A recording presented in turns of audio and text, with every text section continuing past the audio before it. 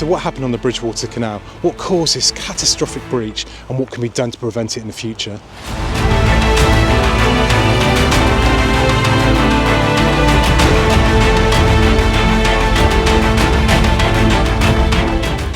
Welcome back. So today I thought we would have a little talk about the Bridgewater Canal and the breach at Little Bollington and what may have caused it. Now, about 6:30 a.m. on New Year's Day, boaters were waking up to their boats listing. Now, a boat lists when the water level drops because on the sides of the canal you have sediments as well as a profile on the side of the canal as well. And the boats were all leaning in. There was obviously something wrong. Tailors aboard are moored right next to there. So tailors aboard are a narrowboating channel and they deal with a bit of history and stuff and restoration as well. It's a good channel, so please do give them a sub. And they've also been kind enough to donate a lot of the footage today that they've taken so I can make this video. So thank you very much. Please drop them a like and subscribe. This canal is a bit different to the standard canals on the network. Actually very similar to the one I'm on now, as in it isn't owned by CRT. Now, Canal and River Trust are a charity that manage over 2,000 miles of waterway, and they get government funding as well as licence fees and stuff. But the Bridgewater Canal is owned by the Peel Group. So the Peel Group are a group of 342 companies. They own 13 million square feet of buildings, 33,000 square feet of land and water. That includes ports and canals and stuff like that. They also own the Manchester Ship Canal, and these two canals kind of go hand in hand, and it's part of the reason why they were never nationalised, as they were still a business. This leads to a few problems because it's not the government that are going to face pressure to get this sorted. This is private land, this is private ownership. So this is only going to get repaired on the Peel Group's timescale and on their financial side of it. Now, there was a breach in 1971, and this was then owned by a company called the Bridgewater Canal Company, and they didn't pay for it in the end. The government got involved and there were rallies and stuff as well, which prompted action to take, but it took 2 years for this breach in the same place to be repaired. So to understand what's gone wrong here, we need to understand the past and how this was built. So this was the second canal in the UK. There's a bit of argument on that. The Sankey Canal came first in 1757, but that was considered more of a river navigation than what the Bridgewater Canal was. Francis Egerton, the third Duke of Bridgewater, had seen the canal being built, and he had also seen the Canal du Midi in France, and he decided this is what he wanted. So he had mines throughout the area, and his idea was to build a canal up to his mines and take the goods away on boat. He was struggling with moving the coal to the ports by horse and carts, and he also had another problem in his mines where they were flooding. So he saw the canal as two options of draining and moving goods, and he built a tunnel right through to a wharf so he could ship his goods directly from the coal mines out to where he needed them to go. The canal was a marvel of its time, and it had such engineering feats as aqueducts, embankments, cuttings, tunnels, had everything. It had no locks, and that was a problem when this breaches because so much water drains out, there's nothing to stop it. Now, no locks meant it was a contour canal, so it actually weaved for about 41 miles, so it's a long old canal as well. Now, one of the main problems back then was they just didn't have the experience and the knowledge that we have now to build these things. This was 200 years before mass building of the railways, and they didn't have the knowledge that the riverbeds that they were building over were very soft. So they were just going straight onto, with no surface preparation whatsoever, they were digging the cutout and they were dumping that spoil back onto the riverbed to build the embankment. They also built them a lot steeper than we do now. So back then they used to build them at a ratio of about 2 to 1. So every sort of metre you go up, you go 2 metres wide. Nowadays, since the early 1800s, we build it 3 to 1, and that allows a much more stable bank. It's wider, it's got more support at the base. They didn't know that back then, and it was only later on they realised building on this soft ground with this really steep structure with no support would cause problems. So this led to the first issue where the land was not cleared before they built the embankment, and you went onto river silt and soft squidgy mud basically. But it was actually not so bad then because they were so much slower at digging the cut and the tunnels that the spoil going into it slowly compressed it, and it was only a few years later when they were building much quicker that they realised that these areas needed clearing first and going down to a bedrock or something solid to build on. The fill that they used obviously was also not really up to standard. They were just using what they dug out. It could be anything. It could be clay, it could be mud, it could be rubble. And what you've got to remember about a canal is you've got a wide channel of water that goes over the top. It's not like a railway. A railway embankment is only carrying the weight of the tracks and the ballast, and occasionally carrying the goods and the train as it goes across, where a canal is always carrying that water. Now, 1,000 litres of water is about a tonne, so you can imagine a wide canal, which the Bridgewater is, going across a large embankment, how much weight there is pressing down and creating a downward force on that embankment. Also, when they were doing the 1971 investigations after the collapse, they found that the embankment was actually built on quicksand as well. So a basic summary is the early era of building didn't have the knowledge or the experience to know what materials to use and how to build, and that led to a lot of these issues today. So I've come to the Cotswold Canals to try and explain what may have happened. Now, this was a canal built 18 years later in 1779. This is the Stroudwater, which is the first part of the Cotswolds. There's two canals here that join together. This is a canal that's in restoration and should be open in about 5 years. Now, as you can see, we're on an embankment, and this embankment was built in a similar period where they would have faced the same issues, and this embankment has had problems with leaking. So what the Cotswold Canal Trust have had to do is to try and shore it up. And if you look ahead of me here, they have been driving in sheet piling, and this is to try and seal the bank and strengthen the bank to stop any leaks coming through and creating erosion by water gushing through the leaks. Now, these piles will be cut at the base and they will be tied in and stuff as well. So this provides a very solid bank, and after the 1971 collapse at Little Bollington, this is exactly what they did, and you can see just how much sheet piling was put in by this footage here, which shows it just falling away from this embankment in such a precarious fashion. In a more modern embankment, you'll have a lot of stone and rubble and stuff in it, so the banks are generally stronger than what they are in sort of these pre-1800 embankments. So the sheet piling is common practice on canals to strengthen things, and it's used all over the place, from sort of wharf areas to embankments like this. So in 1971, those soft banks collapsed and water rushed through the gap.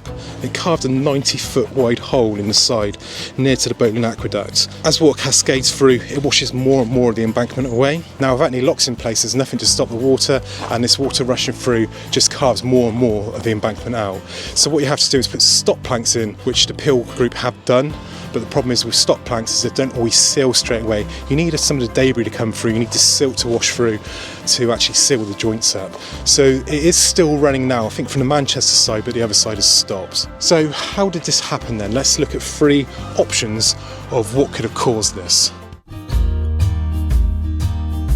So what happened at Little Bollington? Well, at the moment it's hard to tell. There's been no investigation, it's far too soon for that. And the Peel group have made no announcements whatsoever. So we can just guess what's happened in the past, how it was built, and the engineering problems they had, as I've described already. So from that we can take some ideas. The first problem that it could have been, some of you aren't going to like, now that's climate change. Now, it's fair to say this last few years has been a bit wetter than the years before, and the ground is saturated everywhere. Every time it rains, everything's flooding, and we've had some devastating floods recently. Now, the canals are designed to take water, so how is that a problem? Well, yes, they were designed to take water, but they were designed to take the amount of water that was running down when these things were built. And at the time of construction, all of this would have been worked out. They would have worked out the runoff, they would have done the engineering and the drawings to work out how much water was needed to spill over into those local streams and rivers and stop the canal from flooding. Now, I'm on the Wilkes and Berks Canal. This is a canal in restoration. It was built some 50 years after Bridgewater Canal, and right in front of us is quite an impressive spillway. This was restored in recent years by the Wilkes and Berks Canal Trust. They're restoring all 72 miles of the canal, where it runs from Semmington on the Kennet and Avon up to Abingdon on the Thames, as well as a branch off of what was the North Wilkes Canal up to the Cotswold Canals, which we were just on. It was built in 1810, and a bit more was known by that point about the engineering and the construction of these things. And this was massively oversized, but even this is now having problems due to climate change. So this canal is being restored a bit further down as well now, and they've had to do all sorts of calculations to try and work out exactly how much water is flowing into this canal now, to see if it still matches the over-engineered spillway that we've got behind us. And the answer is only just. So if they restore any more, new spillways are going to have to be put in. The amount of water now flowing down through off the fields into the canal is evident here. Now this is where the stream up above in this very, very shallow hill is flowing down and washing away the field and causing all of this sediment to land in the canal. Without the capacity to overflow through dedicated routes, the canal only has one option, and that's to flood. And that isn't a problem in areas like this where it is relatively flat. We're going into a hillier area now, but there is no embankment here, so the water just runs off into the fields. But when you've got an embankment that's 30 foot high, that overflow runs down through the sides of the embankment, washing away the soils, eventually reducing the height to width ratio even more, and creating a point where the pressure of water compared to the stability of the base gets to a point where the downward force causes a breach. A more modern embankment with shallower sides allows for the water to run off slowly and gives you time to react. But this old embankment built to previous engineering just can't cope with that overflow. So add to that it's a contour canal, so there's going to be a lot more cuttings involved in this canal, and that allows more water to run off into the canal, which can create a surge. Now a surge of water coming through will also top over, overwhelm the spillways and flood over the sides of the bank, and the place it's going to do that is an embankment where it's much higher with easy drain off. The second fault that could have happened is it could have been a leak. Now a leak can start as a small seep, very, very small amount of water running through, but that will slowly get worse. Now to understand this, we need to understand the principles and properties of water. Now water, if you imagine going to your kitchen now and opening your tap, you open your kitchen tap, you're going to get about between 1 and 3 bar of pressure through there. It might be slightly less in cities, more in the country. Now, when you work out water with height, if you've got a gravity system in your house where you've got tanks in your loft, if you've got your bath tap, you're probably 2 metres below the height of the water level, so you're about 0.2 bar. Each metre is 0.1 bar of pressure. So if you think the aqueduct at 30 foot high is 9 feet, we're close to a bar of pressure at the bottom of the aqueduct from the water level at the top. That's almost the same as your kitchen tap. So if you can imagine that pressure from your kitchen tap running away a mud embankment poorly built originally, it's not going to take long to cause a big hole and a collapse. Now the rumour is that there was a leak there, and it had been reported several months ago. Now that's just internet rumours, it could be complete rubbish, but it's a good sign to what could have happened here. Now we're on an embankment here, it's only a very small one, but it goes down to the River Avon just below us, and the Wilts and Berks Canal Trust are doing all sorts to strengthen this embankment. They have had small leaks here in the past, and I think they've still got a very small one now, but what they've done is they've dug a clay base all the way through here. So they've dug down all the way down through here, buried clay deep down, and then rebuilt the embankment on top. And they've also done a lot of planting down here, which binds the soil together and stops any breaches and collapses and hopefully leaks. But you can imagine on 30 foot height, that head of water is going to be catastrophic if left untouched.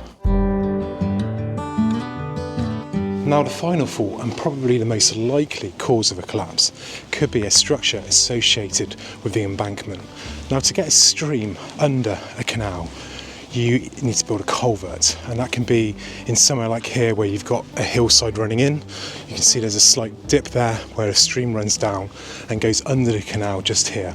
So below us here is a culvert, and on an embankment you have the same thing, but it'll run from much lower ground. Now these are necessary because you can't drop the stream into the canal because it's too low, and you don't want to flood back behind the culvert to create like a pool to allow the water in. As you can see, the water from this partially restored section, which is a profile channel, is draining out somewhere, and it's a bit icy so it's harder to see, but right here we have a hole, and this hole is where the culvert below has a hole in it, and the water pressure from above has seeped through. As it's collapsed, it's pulled the clay bed and collapsed the canal into it. So this canal now drains through here. Now if we take the same principles as a leak, when you've got a 30-foot embankment with a culvert that's breached below it, it doesn't take a genius to figure out that that water will create a hole. That sort of 1 bar of pressure will work its way down through.